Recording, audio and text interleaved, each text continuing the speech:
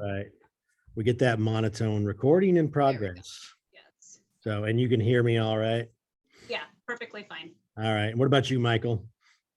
I hear you. Okay, perfect. So it is a very nice day, and it almost seems like a waste of the day to be doing a Zoom, but Danielle's special. Yeah. Thank you. We're here with Danielle Harrison from Smoke Signals, and we were here just to talk about kind of her time at Smoke Signals, because she just told us she's been here for 5 years now. She has a pretty interesting background, and I think this is her first time covering a tribal community or working for a tribal newsletter, right? Yes, correct. Yeah. So where do you hail from originally?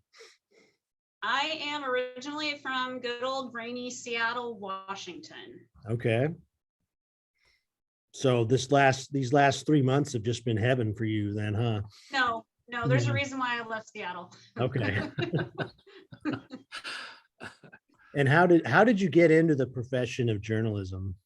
Well, Chris, I have wanted to be a writer from the time I learned how to write in kindergarten or first grade.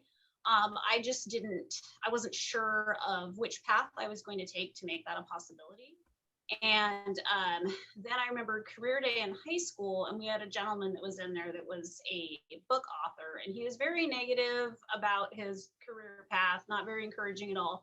And then we had a woman who worked at a local community paper, and the way she talked about it was so passionate, and you could tell her work was really meaningful to her. And so that was when I said, okay, you know what I'm going to do? I'm going to go to college, I'm going to major in journalism, and I'm going to work in newspapers.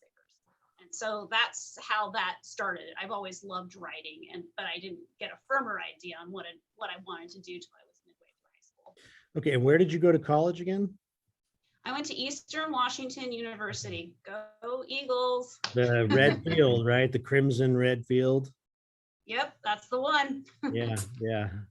Yeah. Well, I'm a Viking, but I won't hold the Eastern Washington University over you. Oh, well, thank you. I appreciate that. Wow. But it's interesting what you say about writing, because that was always something that I wanted to do, but there's no like book that says, hey, if you want to pursue writing, this is what you do. It's everybody kind of finds their own way. But I always talk to Chris about this because writing is really easy and natural for him. Whereas for me, I feel like I'm wrestling it and I finally get control of it and get it down. But that's how every writing experience feels to me, even though Chris, he can whip something out in like 2 hours. Yeah, I'm kind of the same way. For me, writing is easy. Maybe getting all the details, and especially if it's more of a technical story, that's a challenge. But as far as just coming up with something to write about and writing, I can just go to the computer and start working, and within 2 hours have something that's at least relatively decent lined up. So I'm lucky to be able to do that. And I didn't realize other people couldn't do it until I was well into my adulthood. Yeah. It's so I don't know how, I'm not sure about your age, but like in high school, they still taught typing when I was going there, and we had to get on typing machines. And I took a class my freshman year, and I'm so glad I did, because by the time I started working for the school newspaper, I mean, typing is a very valuable skill. And Michael and I are kind of at that generation where we still have some people from our generation and the generation before where typing wasn't really something that you need to know how to do, or even writing. So it like you guys have said, I'm used to kind of being able to do it, but you forget that not everyone has a writing background, and it takes a while to shake the rust off. Yeah. So yeah, I actually, when I was in high school, we had computers, so I took a word processing class and learned how to do it that way. And I was very grateful learning how to type, because I have a husband that still does the hunt and peck method, and he sees me type and he said, how do you do that so fast? I was like, I don't know. I just I can write faster than I can actually do anything with longhand. So yeah. So that was very revealing about your age. You had computers at your high school. They weren't great computers, but they were computers. We had computers at the newspaper, the high school newspaper, but in the typing class, it was those big clunky type machines, typewriters Oh. that had that big hum when you turned them on. And Oh, so you had like actual typewriters then. yes, Yes. yes. And It wasn't keyboarding. yeah, Oh, Now yeah, it's 'cause I called said keyboarding. the keys when you would hit and type, there was that loud doom, doom, doom, doom, doom. Oh yeah, no, I don't think I'm that much. Well, I think Chris, we're about the same age, but yeah, we definitely had the key. It was keyboarding. It definitely wasn't a typewriter. I guess that's Seattle for you, you know, Yep. Microsoft Yep. and all that. So, but anyway, for whatever it's worth, I think it's interesting. So you went to Eastern Washington, and then Kamaya went to Western Washington. So Mhm. you just need someone from Central Washington University, and then you're set, huh? Yeah, we have most of the state covered so far. So Well, so what were some of the other publications or media outlets that you worked with prior to coming to Smokes and Skills? And I know it probably appeared in an article somewhere, but a lot of people who watch this probably won't be familiar with it. okay, so I first started out at a little tiny newspaper in very, very rural John Day, Oregon, called the Blue Mountain Eagle. So that was my first job. My second one, I worked at the Sandy Post and Gresham Outlook over in East Multnomah County. And then after that, I went to the Wilsonville Spokesman in Wilsonville, and then explored a different career field. And then after I had my kiddo and he was a year old, I went to work at the Camas Post Record over in Western Washington. And then from Camas, I came here, and in September, I'll been here 5 years. Wow. So you've been making the rounds around the Northwest. Oh, yeah. Yep. That's good. That's good. So what brought you to Smoke Signals? Like, was it just an intriguing job prospect for you? It was an area you hadn't ever written about, or you just you like the casino and you figured if you're close there. Well, here's a secret. I don't actually gamble. I very much appreciate when other people do. I thank them for that. I'm like, you're helping pay my salary. Yeah. But what it was is I was looking for a change that would allow me to still pursue my passion, which is writing, but actually be able to make a sustainable living doing so. And at that time, Dean, who was, we go back years, he was actually my very first boss right out of college, hired me to work for the Blue Mountain Eagle. He contacted me and asked if I would possibly be interested in applying for the job. And so I did some research and looked at more information, and I said definitely, and I applied for it and had a couple interviews, and the rest is history. Okay. Okay. Well, we're glad to have you here, especially because I'm glad to be here. yeah, I really like this job. you are a fitness role model on the tribal campus here. I try. Sometimes I fail, but usually I do okay. For people who don't know, Danielle is always running around the campus. And sometimes when I go home at lunch and sit outside and read, I've seen you and Kamaya, because I live up on the top of the hill there in tribal housing. You guys like to take advantage of that hill for extra cardio work. I wouldn't say we like it, but we like the effects. Okay. Okay. It does put a lot of pressure on us, though, to see the two of you so dedicated. I try to walk to work, but it feels like you guys get more out of your workouts than I ever would. Anytime you spend your time moving instead of sitting, that is a win, in my book. So, and has that been something you've always done? Because you run marathons, right? I joke around that I'm retired from that now. Now I stick to half marathons, 10Ks, or I also do triathlons too. So Triathlons. Triathlons. Like, do you do the one in Hawaii? Oh, no, nothing like Okay. that. I don't do Ironmans or anything. I have done 3 half Iron events, which is a 1.2 mile open water swim, a 56-mile bike ride, and then a 13.1 mile run. Oh man, I'm getting tired just hearing that. But to get back to your previous question, I ran when I was in high school, but not very much. I was more of a sprinter. And then after college, I found I had put on a few more pounds than I really liked, and I don't like to diet. So I had to figure out a way to Mm. get rid of the weight and still be able to eat chocolate. And so I started running because it burned the most calories, didn't require a gym membership because I was a poor, just out of college person. And that's how I got into it. And then eventually started training for marathons. I've qualified for Boston and I've ran that one before too. So You've ran the Boston Marathon. yes, I did. I ran in 2011 when my son was 4 years old. Okay. We might have to research that, Michael. She might be the only employee we've ever had that's ran the Boston Marathon. I was just Think of thinking the another same one. thing. Yeah. Well, good for you. We got to at least see you cross this finish line somehow. So Yeah. that should be out there some way. I'm sure there's still some very unflattering photos of that moment. So Okay. Okay.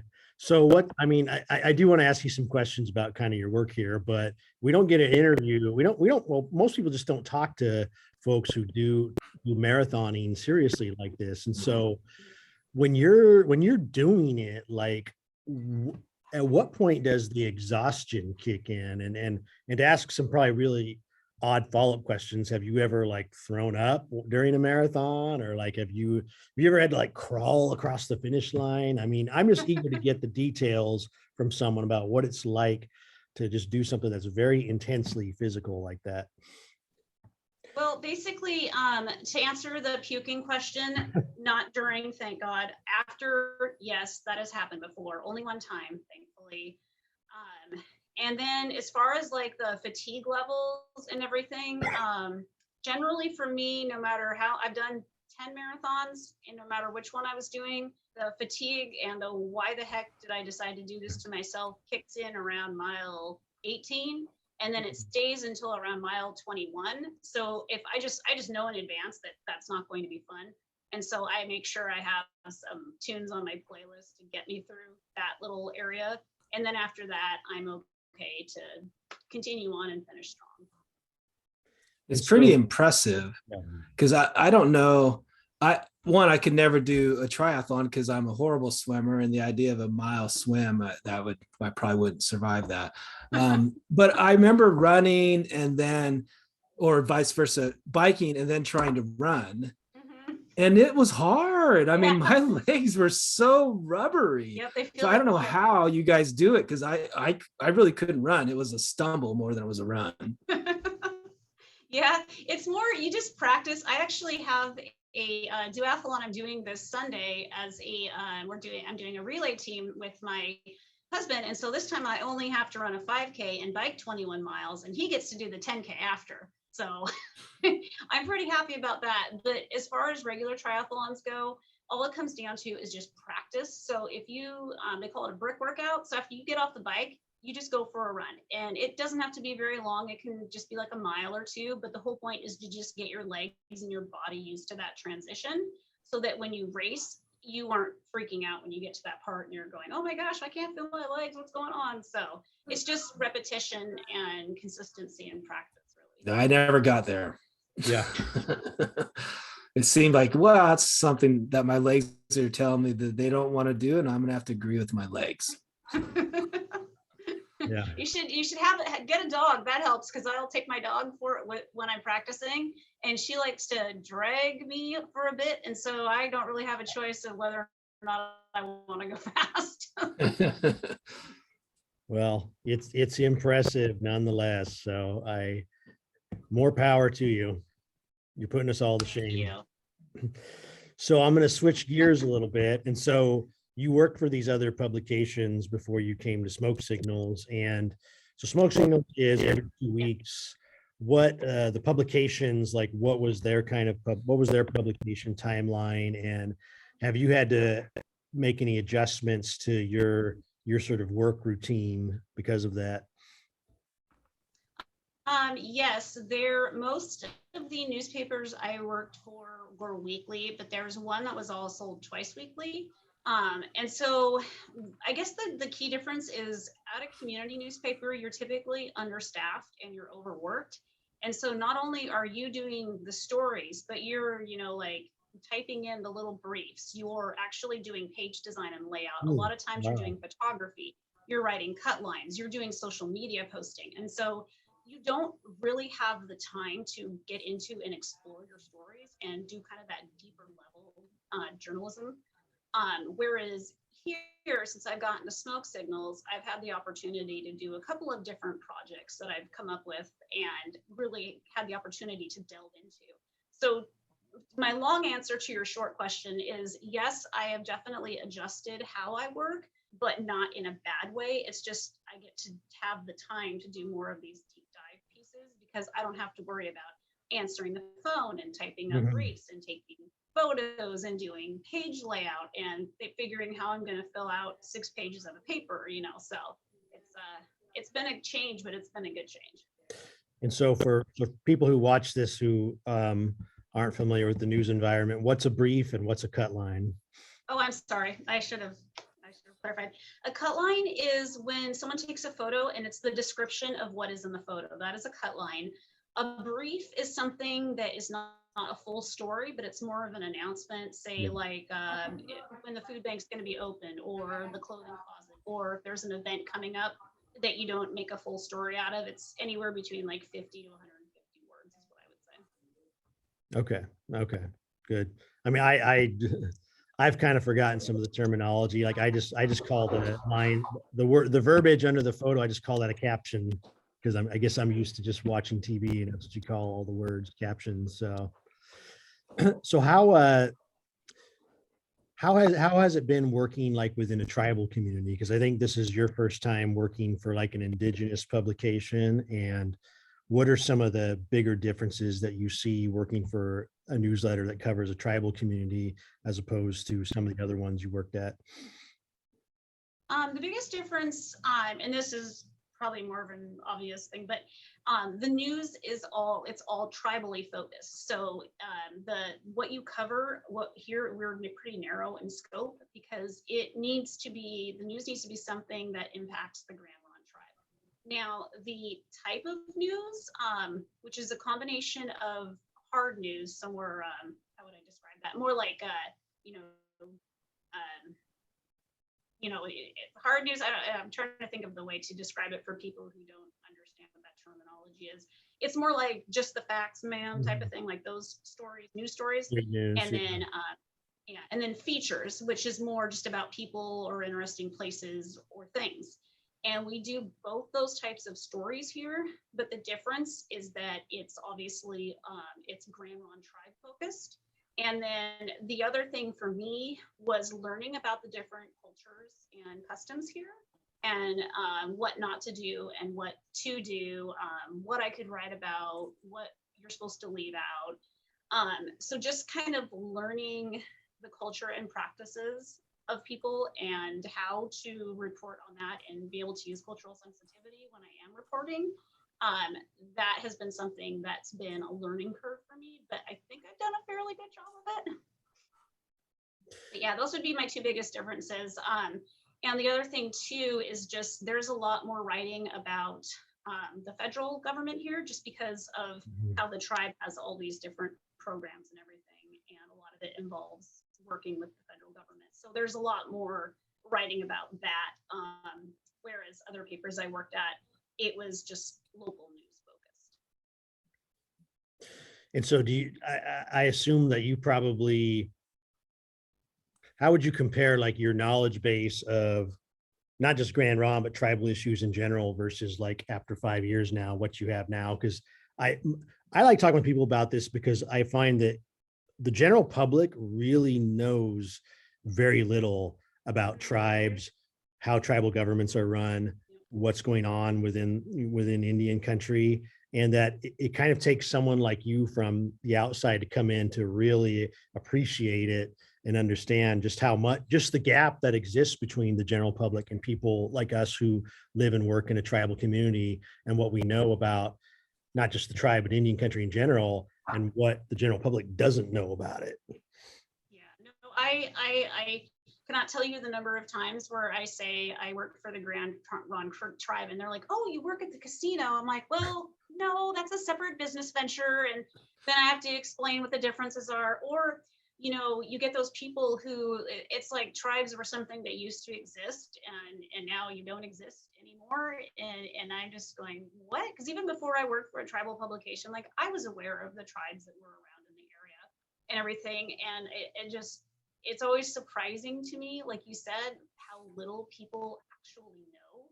And so that's been kind of a polite educational process on my part too. When people have misconceptions, I'll go, well, actually, that's, you know, this is how it works. And so that's been interesting. But I do agree with you, Chris. There, when you have people who are outside of the community or who aren't familiar with tribal communities, there's a pretty big lack of knowledge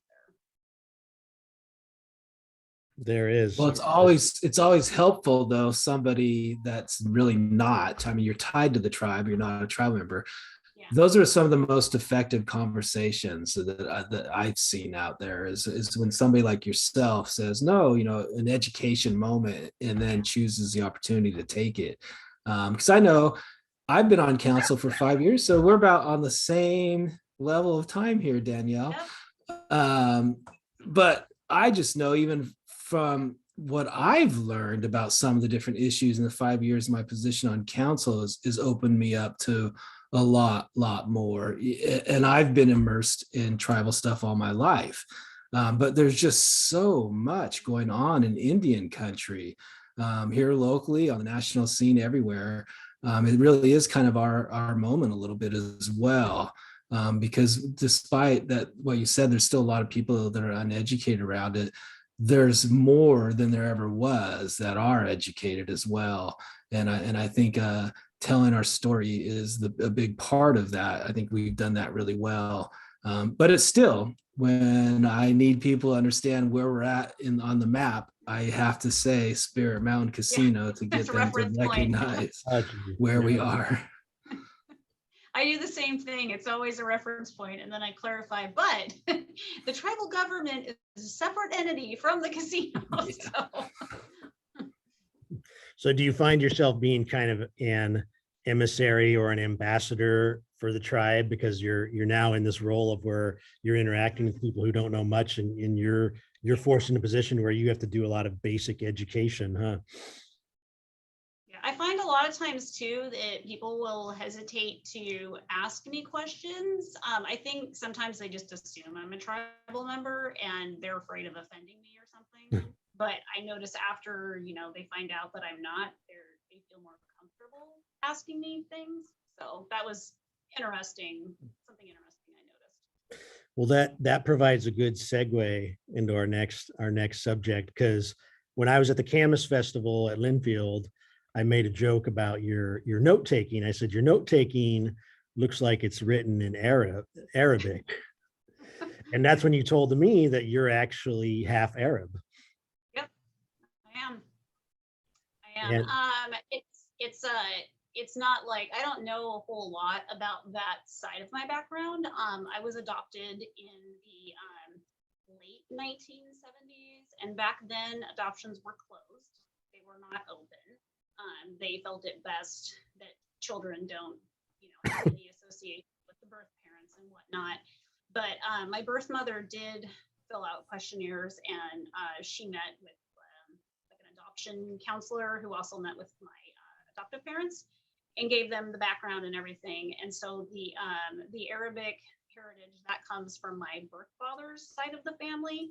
I really don't know anything more than he was a student at the University of Washington in the 70s. They both were in the theater department together, and it was the 70s, things happened, and I was the result. So, and my understanding was that his family was not very happy about that, and he was promptly summoned back and not to be heard from again. So. Wow. And that was Saudi Arabia? Yeah. Okay. Just to be clear though, Was it Arabic that you're writing, or was it shorthand? Because my mind was going, it must be shorthand It- that you. It was shorthand, but everyone jokes that it looks like Arabic or Okay. Sanskrit because my Okay. writing is so messy. Yeah. But no, I have no idea. The only Arabic I know is Arabic numerals like through 10, and that's it. Because that went the direction I wasn't expecting. So then I thought I had to clarify that. Yeah, yeah. It looked like Arabic to me, and I made the remark, and then she explained to me, well, by the way, and I thought, wow, okay. Because that is not, I don't know. I wasn't sure what your background would, I would just guess some sort of European roots like almost everyone in America has. But so I was very surprised when you said you were half Arab. So I have the European roots too. From my understanding, it's like Irish and German. I think pretty sure. everyone's got Irish and or German blood in them. I know, maybe not Michael. I know I do. I don't. No, okay. Well, lucky. Nope. French and Indian, that's what I am, which is very common. Yeah, it is. It is. Thankfully, I got from the Arabic side, I got the ability to tan really well and very rarely sunburn. So that's Oh, nice. Yeah. Well, I had that ability, but trust me, your scalp, yeah. It's not like the rest of your body. You'll never know unless you start shaving your head. But yeah, No, I don't plan to do that. I always tanned, and the burns I've gotten the last 20 years have almost always been up here. So has this inspired you to kind of explore your Arab heritage at all? Yeah, I've thought about it before. I don't really. I tried several years back when the internet was kind of in its newer stages, and they had like genealogy.com and those sites. I didn't get very far though. So the only other thing I thought about doing is just doing the DNA testing. But the problem is, I've also heard, depending on what site you use, like they're going to tell you different results, and so I'm not sure how trustworthy those things are. Yeah, I don't know either. So, well, that's good. Good. Well, so I'm still using the free version of Zoom. So we're gonna Yeah, run we're out in approaching. about 6 minutes here. But I don't know. Is there anything you want to ask us? Yeah, actually. So Chris, I'm curious. My understanding is you've been on tribal council since you've been like 29 or so. Is that correct? Yes. I had just turned, I was like 6 weeks into my 29th year when I was elected in 2004. Yeah. And how old are you? So are you 47 now or? I'll be 47 in July. Yeah, getting up there. Yeah. But my question was, just as a 29-year-old in such an important position, did you have trouble like getting people to take you seriously when they knew you when you were like some little kid running around, and now you're trying to tell people what to do or making these big decisions for the community? Did you get any pushback on that at all? Or people, what are you doing, kid? Yeah. I mean, it wasn't daily or all that frequent, but it was enough to where I can say, yes, that happened. Because to be honest, like the very first, I was elected 2004, and the first conference I went to was AT&I, which was being held in Polson, Montana, and I think on Flathead Lake. And I was just kind of, all these conferences, like Naja, they always have their different craft stands and stuff. And I just like talking with some of the vendors. And I talked with this guy. He said, "Well, what do you do for your tribe?" I was like, "Oh, well, I'm one of the tribal council members, elected official." And he kind of looked at me like this, said, "How old are you?" And I was like, "Well, 29." He's like, "Well, you're pretty young to be doing that." And I'm like, "Well, yeah, ask me in a few years, I'm sure." But yeah, I mean, it was, and then of course, like I was chair for a year in 2006, 2007. And that was probably when I experienced like the bulk of my odd remarks. I remember meeting with someone who said, "You are very young to be in the position you're in." Yeah, Okay. looking at you accusingly, like, should you be telling me what to do? Yeah. So, I mean, yeah, I've had to deal with age issues, which is funny because we joke because I'm still the youngest council. Still. And I think for that time when Toby McClary got elected, he was younger than me. But for most of my time on council, I've been the youngest council member. And as you do know, I did take a year off to go do my first year of law school at Michigan State. And that was always interesting talking with people that I was explaining to them that I'd just been an elected official at an Indian tribe for almost 10 years. And yeah, they're looking at me, oh, well, you don't look like you've done anything for 10 years. So that's before all the gray started coming into my goatee here. But so yeah, it is. I think maybe it's because people are used to, like, the president, you have to be at least 35, or a lot of tribal council members you see from other tribes tend to be elders. Like I think our tribal council is still comprised mostly of elders. So I think it's a position that they generally associate with maybe older people, not always, but once in a while you'll see a younger elected council member at one of these conferences or meetings we have. Like Michael and I both know Karina Miller from, she was like 27, I think, when she got on the Warm Springs Tribal Council. And I know her because she's a University of Oregon grad. So I'm starting to see that more and more, but it is weird that at 46, I'm still the youngest member of council.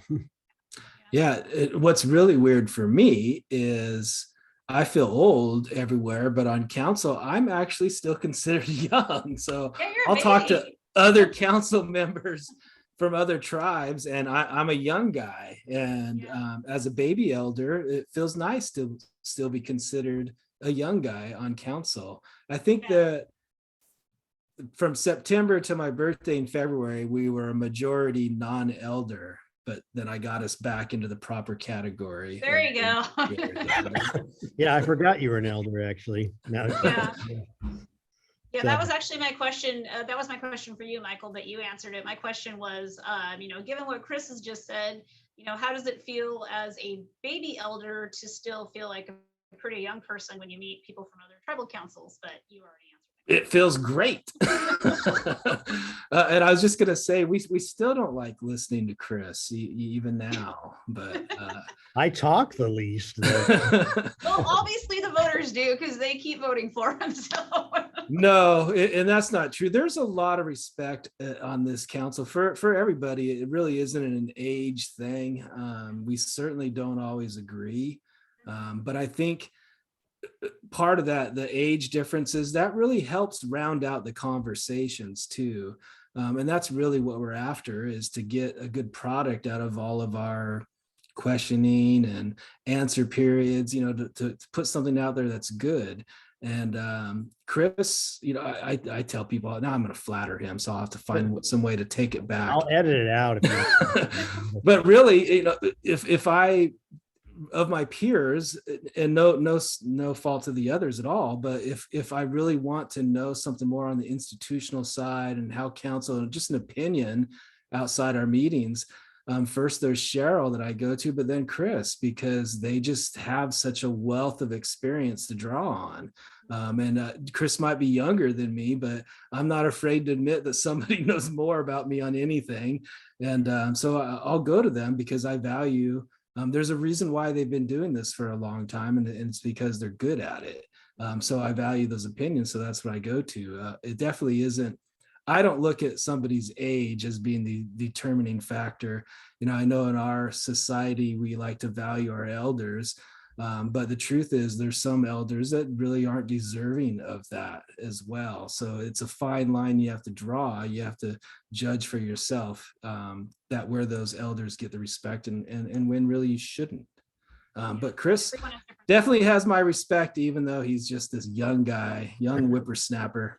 But it is, when you go to the other tribes, I think ours is still one of the younger councils out there, which is surprising to me. But there's so much going on. What I am seeing in other councils too is a really push for education within their council members. And there are a lot more people that are leaving professions to go on council. The problem is a lot of times it's a pay cut, and that always prevents people from stepping up and doing that. You take a pay cut and then you might be looking for a job in 3 or 4 years, depending on the council you're on. So it's really tough to attract younger people as a result. So the fact that Chris stepped up and did what he did, that's definitely quite an achievement. Only here. This is the only place where I'm called young man still, like anywhere. Like So, Especially with the gray coming in now. yeah, I know. Well, because you can't see it up here, but yeah, you can Yep. see it here. So, but anyway, well, we appreciate you taking, this might be our longest one yet, Danielle. So we appreciate you taking the time to sit and shoot the breeze with us and let people get to know you. Not a problem. I'm used to being, like I told you yesterday, I'm used to being on the other end, asking the questions, but I figure if I want people to talk to me and I want to do interviews, and I have to be willing to do them if I'm asked to. So Good. Well, we appreciate it. Thank you. We do, and they should get to know you. You're one of our good employees. Yeah. You do a lot of work in the community. I see you everywhere, so it's good that everybody else sees you too. Yeah. You are a part of the community. So thank you. Like I said, I love this job. I really honestly would not want to work anywhere else right now. So I'm good. You're stuck with me for a while. okay. All right. Well, thanks for doing this. Thank you, You're Danielle. welcome. Have a good afternoon. Go enjoy the sunshine. You Yes. will. See ya.